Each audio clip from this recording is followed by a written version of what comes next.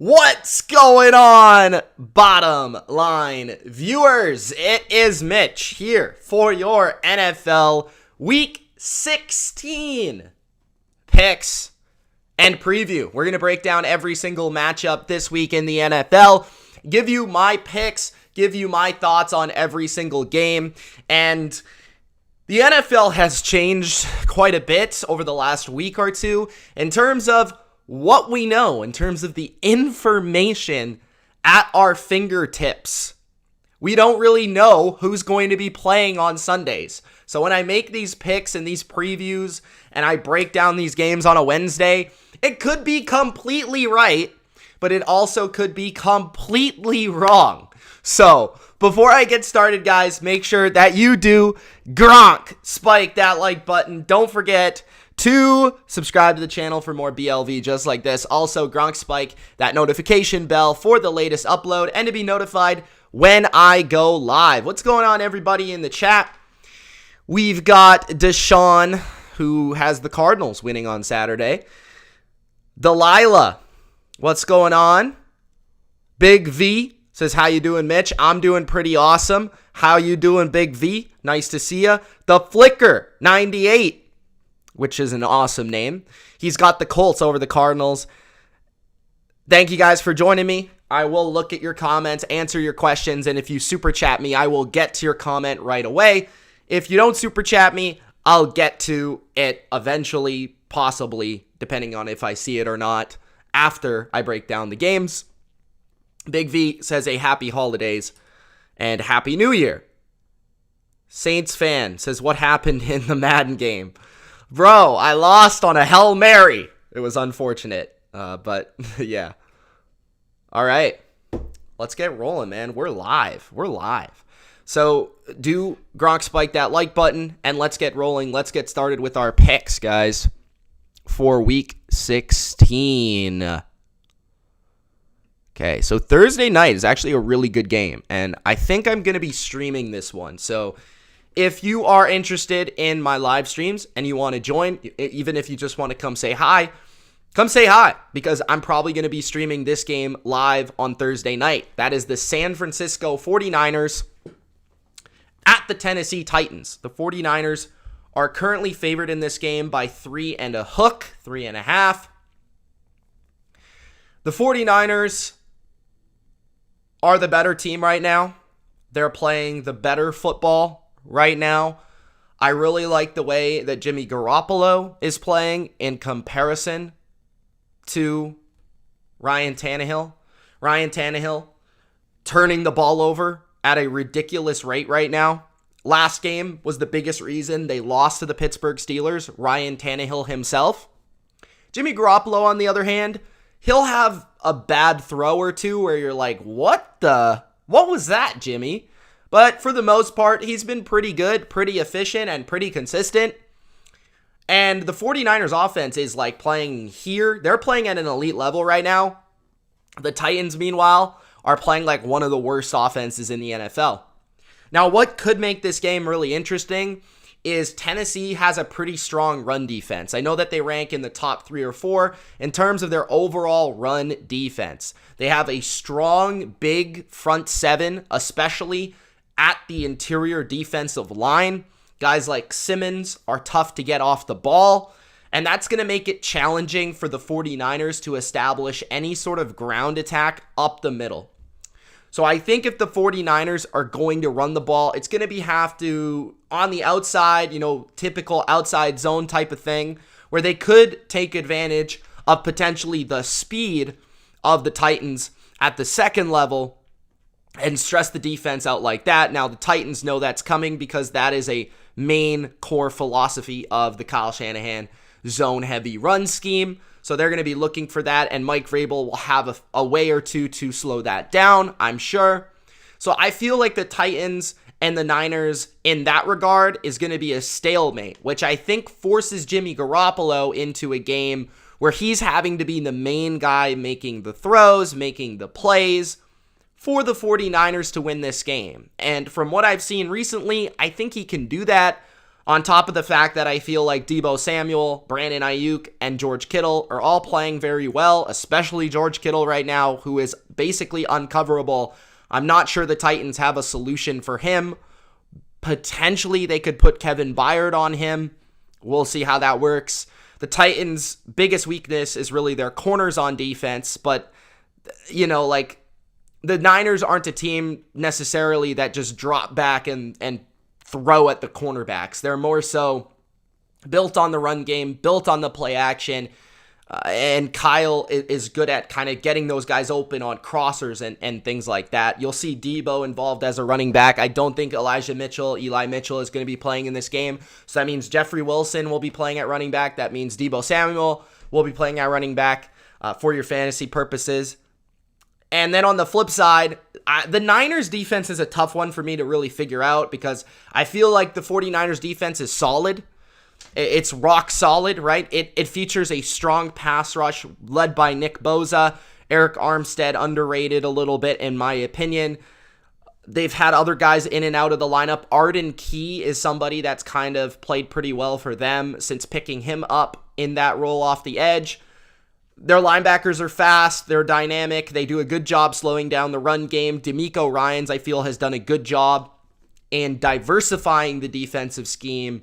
But the biggest weakness for them is, again, just like the Titans, the cornerback position, the secondary in general. When they face dynamic passing attacks, they get in trouble. When they face good receiving cores, when they face good quarterbacks. But that's not really the case in this game. The Titans are still sort of a run-heavy approach, even without Derrick Henry, and they don't have A.J. Brown, I don't believe, for this game. He could be available if they activate him, but I haven't seen anything that suggests that he will be available.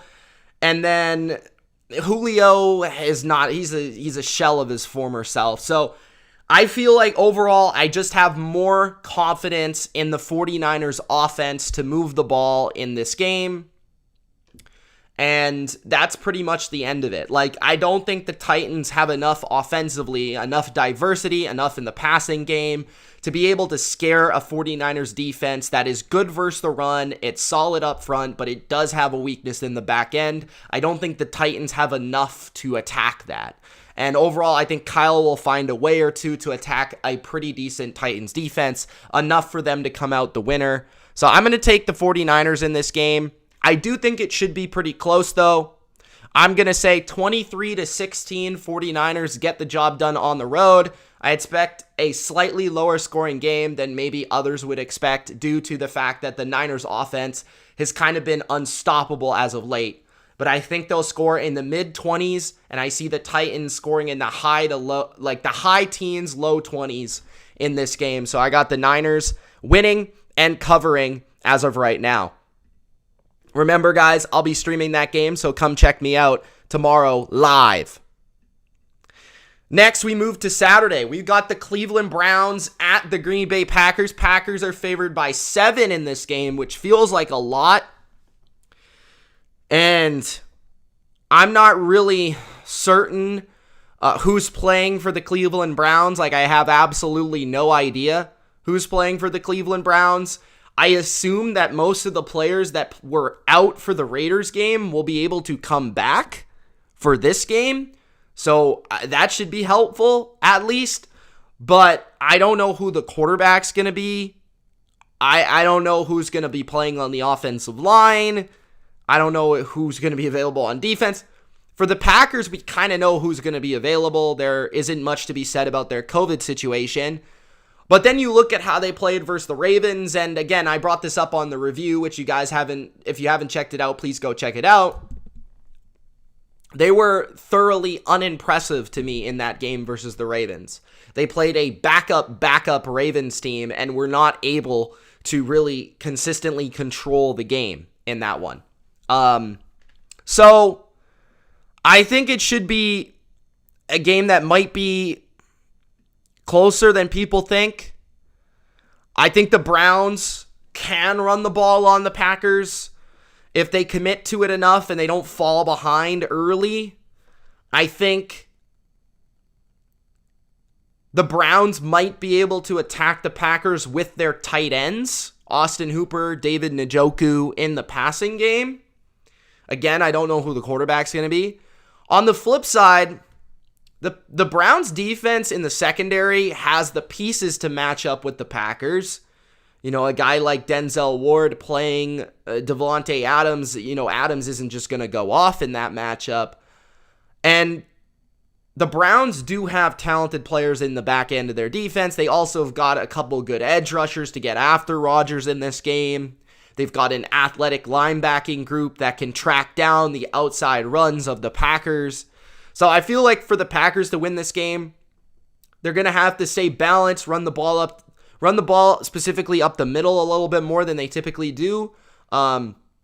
Utilize some of those second and third options in their passing game off of play action. There's definitely a chance for the Packers to hit the Browns over the top. We've seen the Browns can give up some big passing plays over the top when they're eyeing the run a little bit and when they're trying to be a little bit over aggressive.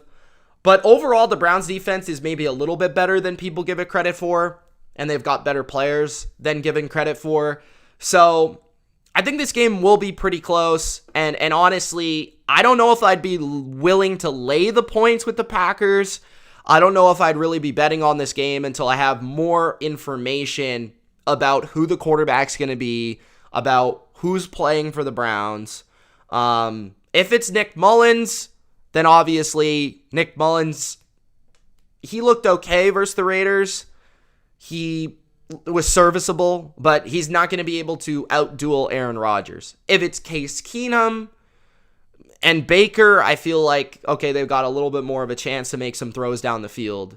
But at least Nick Mullins in that game versus the Raiders didn't turn the ball over. I just felt like the Browns weren't able to really do enough on offense in that game versus the Raiders consistently enough. They weren't able to throw the ball down the field. They weren't able to threaten that secondary enough because Nick Mullins wasn't throwing down the field. He was kind of taking checkdowns, taking the short throws, and that kind of ended up costing them. Overall, I've got a score of 31-24 for the Green Bay Packers, so I have it right on the number. If I were to lean either way right now, I would take the Packers probably to cover, but I don't really feel confident, like I said, because I just don't have enough information at this point about this game. Ask me on Friday, even maybe tomorrow when we know more, and then I'll get back to you. But I think the Browns will be able to compete in this game and make some plays in this game. And quite often, the Packers, even versus some of the worst teams in the NFL, haven't necessarily been able to completely blow them out of the water. I don't think the Packers have necessarily had games where they're winning like 40-10. Like, I haven't seen a game like that from the Packers, I feel like, this season. There's been games where they've been able to win close. They've been able to win by, let's say, like 14 or 10 points, but nothing like over the top, 20 points, 27 points. Like, that hasn't really happened. So I've got the Packers 31-24. All right. The night game on Saturday night, which I believe is Christmas Eve. No. Is it Christmas Eve?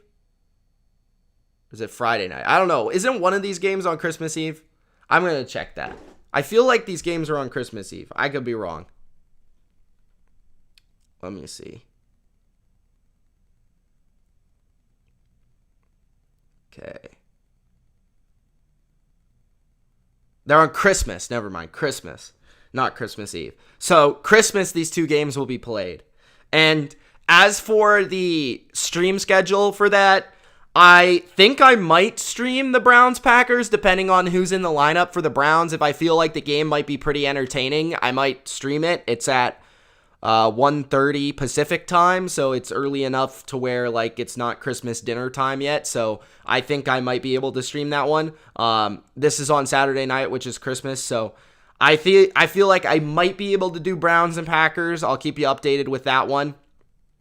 But the Colts and Cardinals, I won't be able to. I'll probably just be watching that game.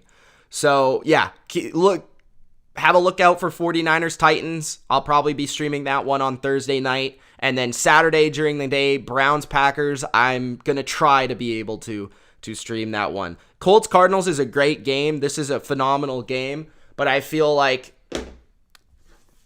it's going to be one where you can kind of enjoy it with your family potentially. If you're doing anything for Christmas with your family, this is going to be one that maybe is in the background and you're watching it. That's probably going to be pretty entertaining. So we look at this game between the Colts and the Cardinals. And initially thinking last week when I was thinking about, and maybe even 2 weeks ago, I was thinking about the stretch run for Indianapolis. And I was saying, there's a game on this schedule where I really like their chances.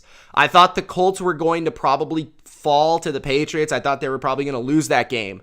But they ended up winning that game. This game, on the other hand, all along I've kind of felt like the Colts should be able to beat the Cardinals. And this was before the Cardinals lost to the Lions, which in a weird way is actually making me feel like the Cardinals might win. Like, I don't know why. Like, I feel like after losing to the Detroit Lions, it could go one or two ways. Rather the Cardinals come out and they're terrible, or the Cardinals come out and they're playing with, like, their hair on fire in this game. Like, they're just going nuts. And they're playing fast, they're playing hard, they're playing with motivation and momentum. I kind of feel like the Colts match up well with the Cardinals, though, in this game. And the reason I say that is I like the Colts defensively with their scheme. They've got an athletic front seven. They've got speed at linebacker and at the edge position where they can kind of track down Kyler Murray in the open field when he's running around like the road runner. The Colts can be able to track him down with guys like Darius Leonard and company. And then from that point, the run game, I don't think the Cardinals are going to have much success in the running game. Colts are a good run defense type of team. Their zone defense, obviously you keep eyes on the quarterback. So when you play a lot of zone defense, it's harder for quarterbacks to just run around and make plays with their feet because there's zones right on the field. So when you play man, sometimes you can lose the quarterback and they can take off for a big run.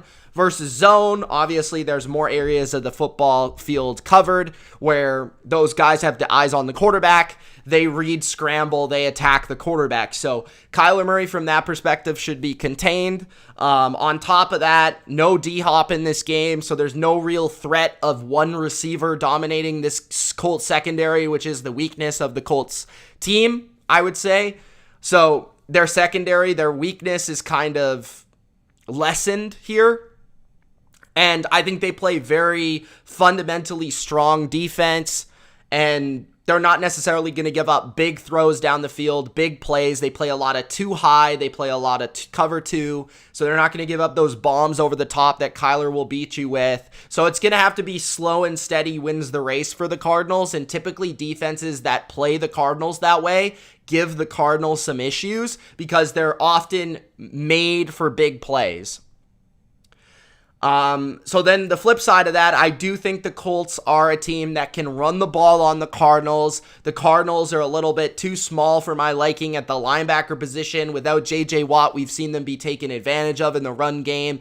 Up the middle, I think Jonathan Taylor behind Quentin Nelson and potentially Kelly could be back for this game. That would be a big advantage for them if they could do it a little bit to New England. You know, versus New England, it was more so like steady, right? It wasn't really putting up a lot of points, but it was doing the job in killing the clock and kind of taking 3-4 yards at a time. In this game, I kind of feel like Taylor could hit a couple big runs in this game just due to that mismatch up front. And then on top of that, I think like Michael Pittman won't be disqualified from this game. There could be a couple big plays in the passing game off of that run, that ability to run the ball for the Colts. So I think the Colts are right now playing better. I think the Colts are a tough matchup for the Cardinals. And I feel like the only thing that is really making me say Cardinals is like in the back of my mind that they just lost to the Lions and that weird NFL effect where potentially the Colts could come in kind of like the Patriots came into the Colts game where they were kind of high on their high horse and they get smacked in the mouth. Maybe that happens in this game for the Colts, but I don't think so. I think they're at a point where they need to win these games. and they need to continue this momentum, and they need to get a playoff spot, and they even have a chance for the division. So I think the Colts are the better team right at this moment in time, and I will take them to win the game. I like the matchups. I'll take Indianapolis as the underdog on the road on Christmas to win this game, and obviously I'll take the point. So my score for that game is going to be 30-24. I think it's going to be entertaining. I think there's going to be a little bit of back and forth. I definitely think you're going to see more Carson Wentz than you saw in that game versus New England. He's going to have to throw for more than 50 yards in this game, but I do think Jonathan Taylor once again is going to put on a show. I think the Colts will be able to play through their pace of play, run the ball, have a few throws here and there when they need it. Defensively, they'll do enough in containing Kyler and not allowing big plays, but I do think the Cardinals are going to be able to slowly move the ball down the field. So I see a higher scoring game, but I ultimately think the Colts and the way they match up is too much, so I'm going to take Indianapolis. Next, Sunday now. The Detroit Lions and the Atlanta Falcons. So Atlanta is favored by 4, and I think this is a really good spread, to be honest with you. I think this makes a lot of sense because Atlanta is a team that, yes, has a much better record than Detroit, but the talent is actually not that much better than the Detroit Lions. And then you look at Jared Goff, who actually played pretty good last week versus Arizona. I feel like Detroit has found a little bit of momentum with their ground game in this one. I expect this game to be close. I really do. I don't think Atlanta is really going to blow them out in this game. I expect Detroit to hang in there. Now, in saying that, there's a chance that that doesn't happen just because that's how the Detroit Lions in the NFL works. 1 week after upsetting the Cardinals, they get demolished by the Atlanta Falcons. Who knows? That's the NFL. But personally, I think I like Detroit to keep it within a score and make this game go down to the wire because I truly don't see a big difference between these two teams. I think Detroit can run the ball in this game. I think Detroit has enough on the offensive line to dictate on offense. And then defensively, Atlanta should be able to pass the ball a little bit in this game, but they don't really create a lot of explosive plays down the field through their passing game.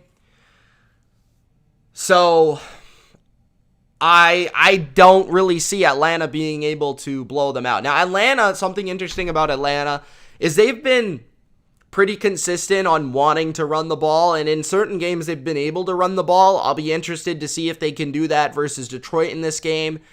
If they are able to consistently run the ball, for 4 to 5 yards a carry, then that would allow them to possibly leverage into a blowout, but I'm not exactly sure.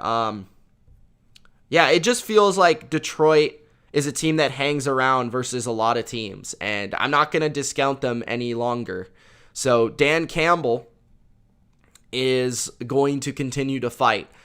People in the chat are saying if Goff is out. So I'm going to check on the official word for Jared Goff just to clarify here with the COVID situation. Let me see. So earlier today, it was reported that he probably won't play, but the Lions have a plan for him just in case he can. So there's a chance he can, there's a chance he can't. The report is that he's feeling fine after testing positive for COVID-19. But Boyle is preparing for likely his second start. So what was the game where Nick Boyle played the first time? Or not Nick Boyle, what's his name? That's the tight end. Tim Boyle. He played in the Browns game. Is that it? Let me see. They lost 13-10 in that game. He went 15 for 23 in that game. Had 2 interceptions. So high completion percentage, but did have 2 interceptions. I mean, I don't really see a heck of a big difference. I understand Jared Goff's a better quarterback than Boyle, but I think the offense doesn't really change in what they're trying to do, and primarily that's running the ball. And secondly, they're going to pass the ball short to their running backs, underneath. Goff might be able to stretch the field a little bit more with his arm than Boyle does, but I don't think they're going to ask Boyle to do too much unless this game Atlanta just takes it to Detroit right away. So my score is going to be 27-24, which that would be if Jared Goff plays. If Jared Goff doesn't play and it's Boyle, I would say probably like 27-17. Maybe there's a slight difference there. Personally, I wouldn't be looking to bet on this game. I just think there's too much uncertainty on both sides of the ball. So I'll take Atlanta to win, certainly, either quarterback, but I just take Atlanta to maybe win by slightly more if it's Boyle as opposed to Goff. The next game is arguably the worst game in NFL history. We've got the Jacksonville Jags at the New York Jets. The Jets are favored by 2, and I'm going to keep it simple here. I'm going to take the Jets because they're at home. I've also been more impressed with the Jets offensively for the majority of the season, but especially lately. And I actually felt like the Jets defense didn't play that bad versus the Miami Dolphins. I thought they actually made Tua look kind of bad in that game. So I'm going to go with a score of 20-17 Jets just by a field goal. I think this spread is just about right. Personally, if I were to bet on this game, I'd probably just take the Jets money line in this game. Jacksonville is terrible. Their defense is their best asset, but their offense is the worst in football. I think the Jets can move it a little bit better on the ground and through the air. And I think the Jets D-line can give the Jags offense some issues, even though they don't have great receivers. They don't have great corners. The Jags don't really have great receivers either. So it's not like they're going to just be shredding them down the field. This game could go either way, obviously. But I would expect the Jets to win. And again, guys, I have no idea who's in or out of this game. This would be the one that I probably will never even look at because I'm not even going to look to bet this game whatsoever. So I'll take the Jets to win. They're at home. They're at MetLife. The Jags are having to travel. And I think the Jags offense is the worst in football. So I'm going to take the Jets. Next up, we've got the Tampa Bay Buccaneers at the Carolina Panthers. Bucs are favored by 10.5, which does feel like a lot of points considering all of the Bucs injuries and uncertainty at the wide receiver position. So as of right now, I think there is value to be had on Carolina, although I will say Cam Newton is a quarterback and this offense is an offense that is not giving me a lot of reason to bet the Panthers here. So that is why I feel like the spread is what it is. Because when you look at the Bucs defense, getting some pieces back potentially in this game, obviously losing Levante David, but getting some pieces in the secondary back. They have a strong pass rush with their front four.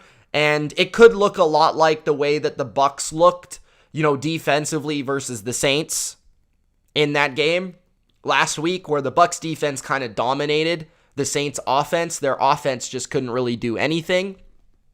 But offensively, I think the Bucs are going to come out. I think they're going to run the ball successfully in this game with Ronald Jones. They signed Le'Veon Bell to be the third down back. I think he sees a little bit of action in this game. And you could also see the tight ends for the Bucs see a lot of work. Gronk probably will see some work. I think AB is expected to be back in the lineup. He'll see a fair share of targets as well. And potentially Brashad Perryman will be off the COVID list and add a little bit of a downfield element if Mike Evans is not suiting up. So I think the Bucs will I think they'll sweep the Panthers this year unless they decide to sit everybody in the final week of the year. In this game, I don't think it's going to be easy for Tampa, given all the missing pieces that they have potentially at wide receiver with Evans, Godwin, and Fournette at running back. But I think their defense is going to hold it down, and eventually they're going to be able to wear down the Panthers defense, run the ball, stay balanced, hit a few plays with through play action. And we've seen plenty of Tom Brady doing it with limited casts in the past to be able to come out the winner. So I think Tampa Bay is going to win 24-13. I just don't see the Panthers moving the ball well enough in this game on the ground or through the air. And I think potentially the Bucs run the ball for over 100 yards. So I'm going to take Tampa Bay to win. And I guess I got them to cover. although I would not make that a best bet by any means. Next, we've got the Los Angeles Chargers at the Houston Texans. Chargers favored by 10 in this game. The Texans coming off a nice win over Jacksonville, but don't get it twisted. The Texans are terrible. On the other hand, the Chargers have had a long time to prepare and get ready for this game, as well as get healthier. Now, one piece they won't have is Austin Eckler, who was put on the COVID list, which might be a blessing in disguise because I thought they should have just sat him in this game because of his injury situation. I'm just going to be honest about that. Justin Jackson has impressed me, though, in his usage and his work against the Chiefs and other teams. And Herbert's playing really, really well. I think Herbert's going to win this game, period. I don't have to say anything else. Defensively, their defense is doing a little bit better job versus the run in recent weeks. I think that forces Davis Mills to have to make some throws in this game. Brandon Cooks has been put on the COVID list, who's their only option and their only true good option. So I think there's a clear mismatch for the Chargers in the passing game in terms of their defense versus the Texans offense and getting after Davis Mills in this game. So I think the Chargers are a solid bet at -10. And I think they should cover this game. They should be able to beat the Texans by 17-20 in this game, in my personal opinion, maybe even more. I got them 34-14. The Texans just aren't very good. There's no reason for them to come out strong in this game and win. And there's really no mismatch for them to exploit. So I've got the Chargers continuing to do what they do. I was impressed with how they played versus the Chiefs. I was just kind of discouraged by how they let that game go at the end. But the Chargers are a good team, and they'll take care of business. Next. Oh, my score. We're going to put it up. I had them flipped here. Oh, that's what happened. Okay, I see. I had two of the same graphic for the Bills and the Patriots. So yeah, I like the Chargers though. I will say something, going back to the Bucs game. Was it the Bucs game I wanted to say something? I was going to say something about a game and then I forgot to say it. Was it the Bucs game? Darn it. Oh. Yeah. I did tweet about this on Sunday. I believe I tweeted about this on Sunday, which is a reason to follow me at Mitch Milani on Twitter. The Panthers have the worst offensive line in the NFL. I don't know if you guys have watched the Panthers recently. Their offensive line is a utter, complete disaster. Okay, it is absolutely atrocious. So that is another reason that I like the Bucs. But I'm going to build this graphic for you. I guess it's a good time to take some questions. The other thing that sucks about this week is when I look at a sports book online, right? When I'm betting, it doesn't list all the games. A lot of games are taken off of the board right now because of COVID. Currently, this Patriots game is -2.5 for New England and Buffalo. So I saw early in the week that it was -1. And now it's -2.5. Okay. What's up, Conk? How you doing, man? Okay, give me a sec here. I'm just going to make this.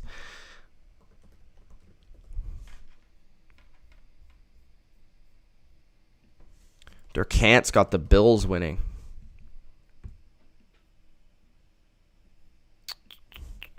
A lot of people do have the Bills winning, which is why I'm a little surprised by the spread. I think a lot of people are down on the Patriots. They've been looking for reasons to be down on the Patriots after losing to the Colts.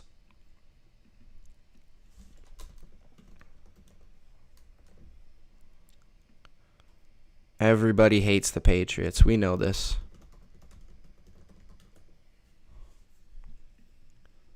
A tie? You serious? How you doing, Turtle? You're never in here.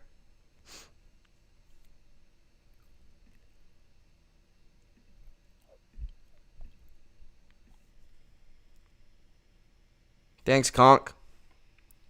All right, let's get that graphic for you. I had to get it just in case people are searching for this game when they pull it up. So here we go. New England minus 2.5 in this game versus the Buffalo Bills. Obviously, you can see I would lean towards New England, and this is no different from every other week that I do picks on this channel. I know there's a couple of you who always talk about how I never pick against New England. Recently, I've had no reason to pick against New England. Last week sucked because I felt like they played terrible versus the Colts.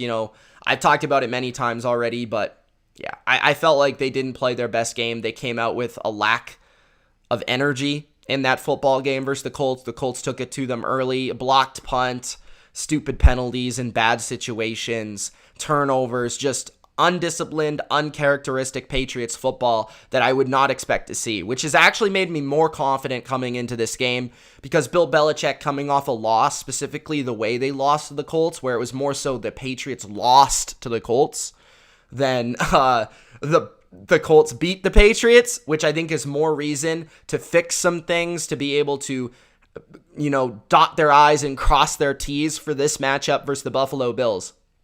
I feel like there's a lot of narrative as well going around in this game where everybody is kind of talking about how New England got lucky to play the Bills in this wind storm or whatever, and that the only reason the Patriots won was because they played in this weather, which I think is actually wrong. I think when you actually go back and watch that game, there's many reasons to believe that weather actually benefited the Bills. And the reason I say that is because Allen was actually throwing the ball in that weather pretty well. There was maybe one or two throws where the wind impacted the game. And certainly the wind impacted the game in terms of how the Patriots defense was able to kind of play closer to the line of scrimmage in terms of allowing them to maybe throw the deep ball over top to force them to do that because they knew the wind would have an impact in that regard. But when it came to the short and intermediate passing game, Allen was pretty accurate and was pretty good. New England basically came with 3 or 4 plays on offense and ran the ball and won the game through that. And Belichick basically dared them to score points in that game. And I think that's the underrated aspect of that game was I think New England's defense is going to do a very, very good job in this game. I think a lot of people are going to underestimate the way that New England's defense matches up with the Bills' offense. I think clearly they have the advantage here. Cole Beasley is out in this game, which is another reason to take the Patriots because he is kind of like their safety blanket, their underneath guy who picks up the yak and kind of picks up those easy 4 to 5 yard completions. Without that guy, it's going to be easier to force Josh Allen to kind of take those underneath throws.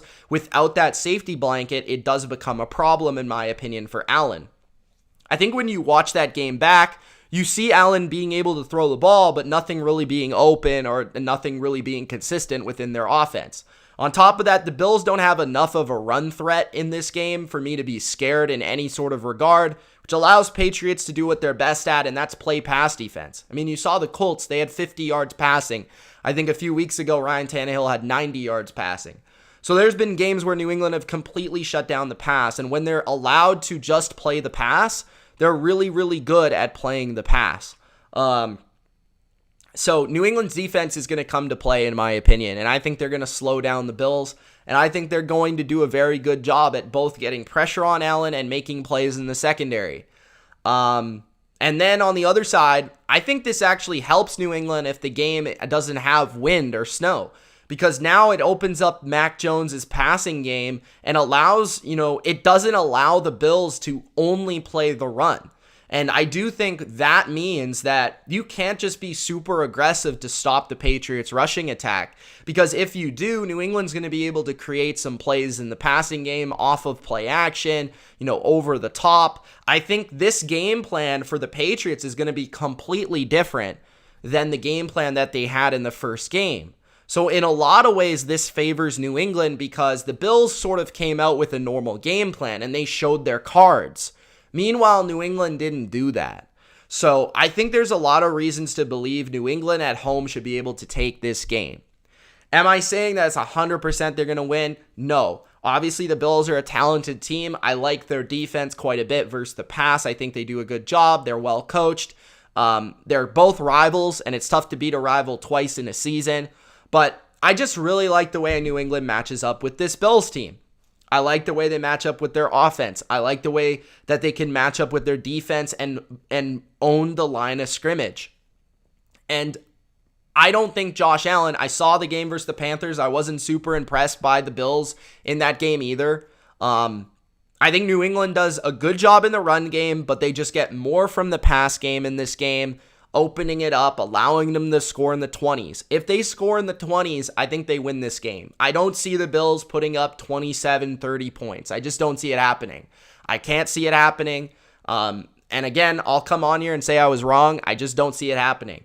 There's been games this year where the Bills' offense has been expected to show up, and it has not showed up. The Jags game, the Steelers game.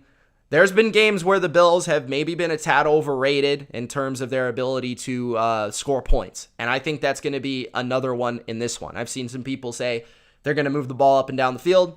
I don't think that's going to be the case. I think New England's defense is going to come to play. And my hope is that the special teams gets better for this game, because I thought that was one of the main areas where the Bills were actually better than New England in that game was special teams and field position, and that gave the Bills a touchdown off of the N'Keal Harry play. So New England, I expect to win. I do think it will be close, like the score suggests, but I just think they're a tough matchup for Buffalo overall, and that is why they win. Obviously, this game is probably for the division. If New England beat the Colts, I think this game would be maybe a little bit harder for the Bills to win the division, but now that the Colts beat New England, it allows the door to be open for the Bills to take the division back. So if the Bills win, they probably win the division. If the Patriots win, they win the division almost certainly. So let me know in the comments what you guys think. I like New England in this game. I think they're the better, more well-rounded team, and I think they match up well in this matchup. All right. What's next? We got the Minnesota Vikings at the Los Angeles Rams, or is it the Rams at the Vikings? Either way, the Rams, I think I've been impressed with their defense as of late. I know they were playing the struggling Seahawks on that game yesterday, but the last 2 weeks, I've kind of enjoyed what I've seen from the pass rush, from the front four, and I think they're getting better in terms of getting pressure on opposing quarterbacks. On top of that, they've got a guy named Jalen Ramsey. This is a very important game for the Vikings to get Adam Thielen back in the lineup, because they need that second wide receiver to be able to pass the ball in this game. This game's going to be really interesting. Now, I think this game's going to be pretty high scoring. I could see the Vikings running the ball on the Rams pretty consistently, which may open up Justin Jefferson, potentially Adam Thielen, Tyler Conklin, and all the other weapons. And if Cousins is on, he'll be able to move the ball down the field. I wouldn't read too much into that Bears game, because the Vikings, for whatever reason, very much struggle at Soldier Field versus any Bears team. On the flip side, I think the Rams will be able to pass the ball with a lot of success down the field versus the Vikings. The Vikings have probably one of the worst cornerback groups in the NFL right now. They're giving up throw after throw on the perimeter, and that's something that I saw from the Bears they didn't quite take advantage of in that game. Stafford is going to be able to throw outside the numbers in this one and be able to hit some bombs down the field and explosive plays down the field versus this Vikings secondary. And I also have liked what I've seen from the balance of the Rams offense. So ultimately, I think this is kind of like potentially a one-score shootout type of game. But I think that the Rams balance and the Rams passing game is just more consistent in this game. So I think they're going to win 27-20. Maybe I should have went with a little bit of a higher scoring game, but I've liked what I've seen from the Rams defense a bit more. I like what I've seen from the Rams passing game a bit more, and I think it's going to be very challenging for the Vikings defense to slow down Sean McVay. Sean McVay has kind of owned Zimmer over the years, on top of the final note being that when the Vikings drop back to pass, I think it's going to be a problem blocking Aaron Donald, Von Miller, Leonard Floyd, and company. So those are the determining factors for me. I think it should be entertaining, but I'm going to go with the Rams. Next, the Ravens at the Bengals. Bengals favored by 2.5 in this game. I have no idea if Lamar Jackson is playing or not, so I'm going to treat it like he's going to play. The Bengals in the first game kind of shocked the world by obliterating the Ravens. I could see the Ravens beating the Bengals here just because it's an AFC North game and typically they split. And it's hard to see the Bengals sweeping the Ravens. It really is. But if Lamar's out, I think the Bengals probably win. But the thing that I keep going back to is like the receivers for the Bengals are going to be just toasting this secondary. Like the Ravens secondary is on their last legs. Like I can't see them covering Jamar Chase, Tyler Boyd, and T. Higgins with any sort of consistency. It just puts them in such a bind here. So the Ravens will probably do a good job stopping the run, but we saw Joe Burrow had a lot of explosive pass plays versus the Ravens, and that was with Marlon Humphrey in that game. This time, there's going to be no Marlon Humphrey. They got special teamers playing perimeter corner out there. On the flip side, Tyler Huntley, I like what I saw in that game versus the Packers, and maybe they find some success, some ability to throw the ball, but I think the Bengals defense has been pretty reliably average, and I think that's all they really need to be in this game. So I'm going to take Cincinnati 27-20. This is a similar score to the last game. I think it's the exact same score, not intentionally, but just came off the top of my head. I just think that big mismatch of the Bengals wide receivers versus the Ravens corners is just too much. Would I be surprised if the Ravens won the game? Absolutely not. They will play every team tight. It will be very close. It will be either way, but I like what I saw from the Bengals in that first game, and I think that carries over to this matchup. So Cincinnati 27-20. Next, the Chicago Bears at the Seattle Seahawks. This game has no spread as I've seen right now. Let me check if that updated at all. So Seahawks Bears, let's see. So I see a spread of 6.5. I did these graphics earlier, so that's for the update. So Seahawks are favored by 6.5 at this moment in time, so that's the number I'm going to go with. Not sure the COVID stuff. Obviously, the Seahawks just played yesterday. I've got Seattle winning, but I think that's probably too many points in this game. I've got Seattle 20-13. If I were to bet it, I'd honestly probably take the points despite my score because I see it being lower scoring. I see it being grinded out football. I think Seattle is usually able to rise to the occasion defensively and slow down teams like Chicago where they've got athletic quarterback, but they don't got much else. I can't pit Matt Nagy. The guy's a disaster. The red zone offense of the Bears is a disaster. The offensive line sucks. And Russell Wilson in a close game, I'll take him over Justin Fields ultimately. So that's kind of the way I see the game going. It's going to be a vintage Seahawks game. Either way, one score type of defensive battle. But I'll take Seattle. I do think they're the better team. And I'm not sure the update on Tyler Lockett. If he plays, that would definitely be a big help. But the Bears defensively are solid. They play hard. I do think Russ can take advantage of some throws down the field, though, in this one. So I'll take Seattle to win the game. They're at home, I believe. So that's enough for me to take Seattle. I probably would take the points, though, at the end of the day. Next, the Denver Broncos at the Las Vegas Raiders. This is a surprising spread. Is this still the spread? -1 for the Raiders. So right now it is a pick'em. So -1 pick'em. Either way, I'm going to check right here. So Teddy Bridgewater was ruled out 6 hours ago. I was just clarifying that, which is probably the reason why the game is a pick'em. Either way, I like the Broncos in this game. I did the Raiders game on yesterday. Was that yesterday or Monday? That was Monday. So I streamed that game. I did the commentary. I wasn't impressed by the Raiders. I thought their offense sucked, to be honest with you. They can't run the ball. Their offensive line is very bad.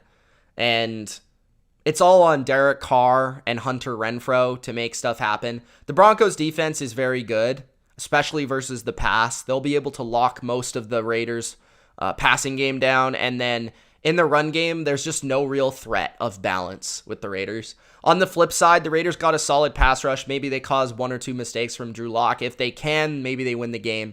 But I think this is the difference. The Broncos can stay balanced, run the ball, knowing that they'll be in a defensive game. I think the Broncos upset the Raiders, if that's what you're going to call it. I'll take the Broncos, even with Drew Lock, 24-14. I just don't see the Raiders being able to muster up enough offensively to be able to get this done. So I'm going to go Broncos in this game. I like their secondary. I like their run game. I like their running back duo, specifically Javonte Williams. And they do have some playmakers, especially Noah Fant and Jerry Jeudy, who will get a lot of work out of Drew Lock in this game.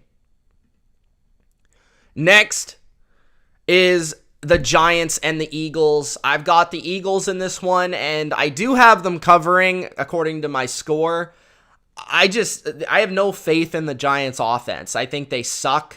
I don't know how they're going to score 20 points. So for that, I'll take the Eagles. Like the Eagles offensive line is solid. I'm not sure what happened. I think I saw Jason Kelce. Let me see. I think I saw Jason Kelce had COVID, but see, I don't know all of the updates here. Nick Sirianni has tested positive. Let me see. Dillard. Okay, let me see. I'm reading this. Okay, so Dillard, Dickerson, Sirianni. Are those the three? That's a little bit concerning because that's their offensive line. But they played pretty well versus Washington, missing some players.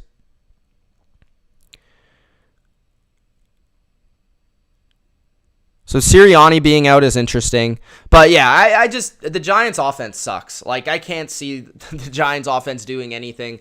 Their passing game with the quarterbacks they got is just dreadful. The run game isn't good enough to really dominate the game. The Eagles got a solid front. They can pressure whichever quarterback's in the game. They've got a clear mismatch up front in that regard with the D-line of the Eagles versus a bad offensive line in the Giants. And then on the flip side, the Eagles have 1,500 different ways of running the ball. And I think they've got enough in the passing game in this one to be able to do it. So I've got the Eagles winning. I just it's more about the Giants to me in terms of what the score is here. I just think the Giants are just down bad right now. They suck. Next, we've got the Pittsburgh Steelers and the Kansas City Chiefs. This one's really interesting. The Chiefs, I want to check if they're still favored by 10. This game might actually be off the board because of Kelce and Tyreek Hill. So if you guys haven't heard, both of them entered COVID protocols. Let me see. Is it still up? It is not up there. So that is the spread that I saw earlier. They must have taken it down. Let me see.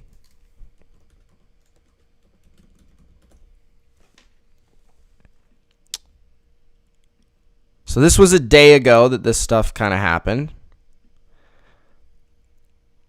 All right.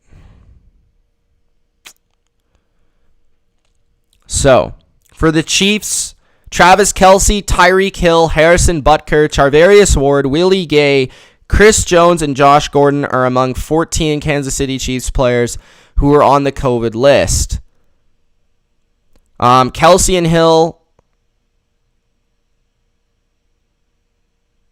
I'm not sure what their status could be for this game. Obviously, they have to follow the protocols. The Steelers placed Devin Bush and Marcus Allen and Zach Banner on COVID.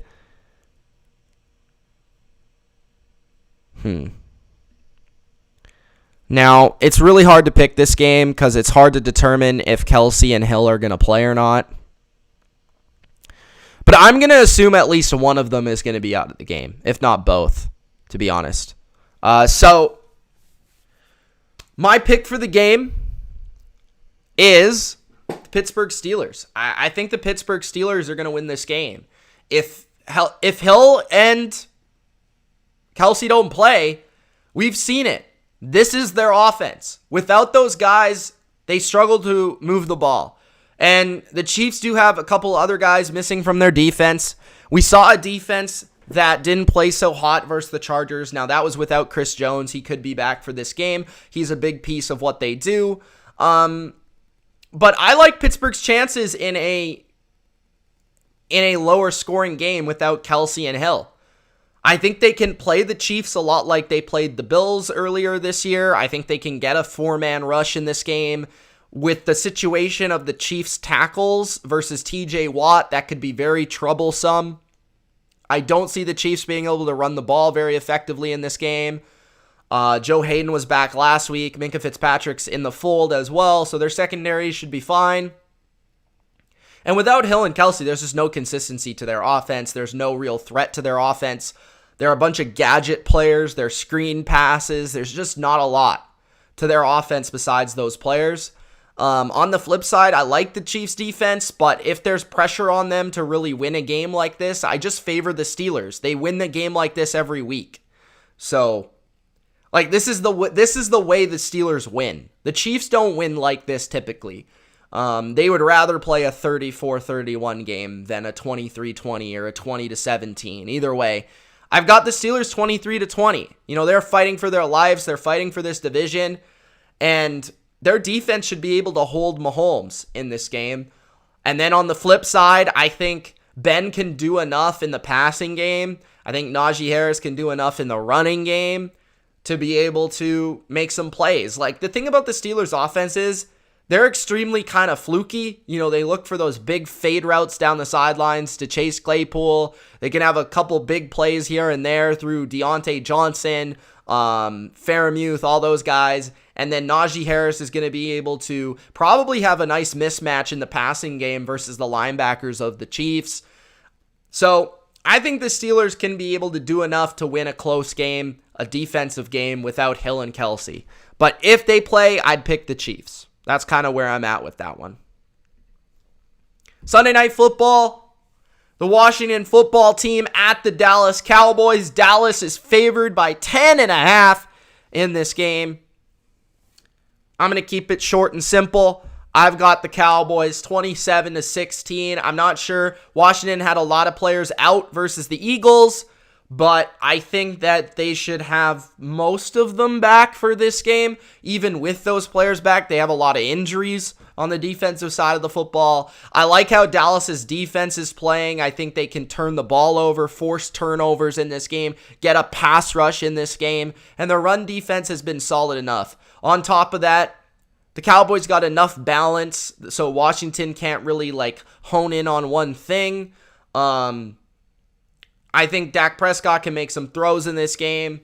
They've got the clear mismatches at the wide receiver position in the passing game. And we saw this game the first time where Dallas got up to a huge lead, and then the Washington football team fought to come back in the game, but they just couldn't get enough. So I think Dallas, it's similar. They kind of dominate early in the first half, but they don't necessarily let Washington come all the way back and make it a one-score game. So I see Dallas 27-16. I don't think their offense is quite as good as it was earlier in the year, but I think their defense continues to prove to us that they're pretty good. So I'll take Dallas 27-16.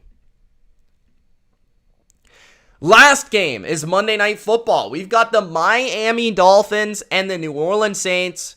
And really, when you look at this game, the matchup suggests that New Orleans should win this game because They've got Taysom Hill running the ball with a solid rushing attack of Alvin Kamara, and that is kind of the way that you got to attack the Dolphins. You don't really want to be sitting back there and passing the ball constantly because they're going to attack you in 1,000 different ways and blitz you in 13,000 different ways.